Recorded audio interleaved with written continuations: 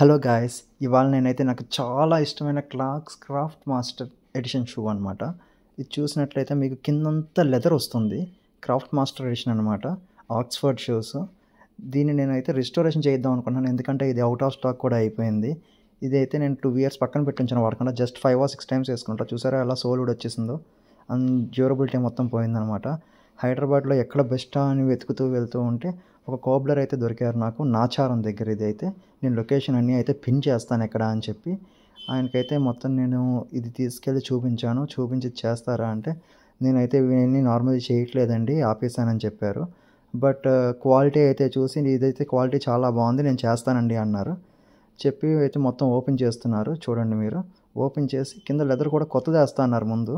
But open చేసిన తర్వాత ఆ స్టిఫ్నెస్ అండ్ స్ట్రెంత్ చూసి ఓకే ఇది బాగానే ఉంది, వేరాజ్ లోపల ఉన్న రబ్బర్ అయితే చీకిపోయిందని చెప్పి ఏం చేద్దాం అంటారు లేకుండా దీన్ని తీసి మార్చేసి మళ్ళీ కొత్త దీని మీద అటాచ్ చేద్దాం. ఏది మధ్యలో ఇది పాడైపోయింది కాబట్టి మార్చేద్దాం. ఓకే, అది మార్చేసి మళ్ళీ పీస్ అటాచ్ చేద్దాం మధ్యలో. ఓకే, వెళ్ళకుండా స్లిప్ కాకుండా. ఓకే సరే. నేల్స్ కూడా చాలా హార్డ్ అయితే ఉన్నాయి, చాలా స్ట్రాంగ్ మేక్ అయితే ఉంది. నేనైతే పడేద్దాం అనుకున్నాను, బట్ ఎందుకో రిస్టోర్ చేయాలనిపించింది. కొంచెం ఎలాగ ఫ్రీ టైం ఉంది కదా అని వచ్చాను. చూసారా మొత్తం అంతా డ్యూరబిలిటీ పోయి ఎలా ఊడిపోతుందో.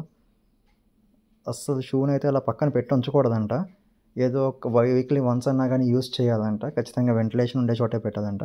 మీన్ వైల్ ఇదేంటంటే అక్కడ ఎవరో కొంచెం లెగ్ యాక్సిడెంట్ అయిన వాళ్ళకి కొంచెం ఒక కాలు పైకి ఒక కాలు కిందకి వచ్చిందంట. సో దట్ ఏంటంటే కింద పైన ఎక్స్ట్రా సోల్ వేసి within half an hour 40 minutesలో మొత్తం అంతా సెట్ చేసి వాళ్ళకి ఇచ్చేసారు. తర్వాత మళ్ళీ నా వర్క్ అయితే స్టార్ట్ చేశారు. ఇదంతా ప్యూర్ లెదర్. ఇదంతటిని బఫింగ్ చేస్తున్నారు, రబ్బింగ్ చేసి ఇంకా కమ్ము అంటించడానికి కానీ స్టిచ్ చేయడానికి కానీ. చూసారా ఇదంతా కట్ చేసి చాలా నీట్గా క్రాఫ్ట్ చేసి దాంట్లో పెట్టారు. ఈవెన్ ఆ లెదర్కి ముందు నుంచే లోపల గాడి తీసుంది. క్లాక్స్ వాడు చాలా కన్స్ట్రక్షన్ అయితే బాగుంటుంది, కానీ నాకు ఎందుకో డ్యూరబిలిటీ ఇది పోయిందనిపించింది. అండ్ లెదర్ అయితే చాలా క్వాలిటీ బాగుందని చెప్పారు. అండ్ నాకు ఎక్స్ట్రా కుషనింగ్ కావాలని చెప్పాను, సో దట్ దానికి ఎక్స్ట్రా కుషనింగ్ వేశారు. క్వాలిటీ అయితే చాలా బాగా ఉంది ఈయన దగ్గర వర్క్. 40 years నుంచి ఈయన ఇక్కడ ఒరిజినల్ కాబ్లర్ అండి. మేము మధ్య వేరే వచ్చి ఇది ఇలా చేస్తున్న వాళ్ళం కాదు, బతుకుదేరు కోసం అని చెప్పారు. వర్క్ అయితే చాలా బాగా చేశారు. అండ్ నా అండర్ ఆర్మర్ కూడా ఉంది, జెమినీ 3, ఇది 15,000 షూస్.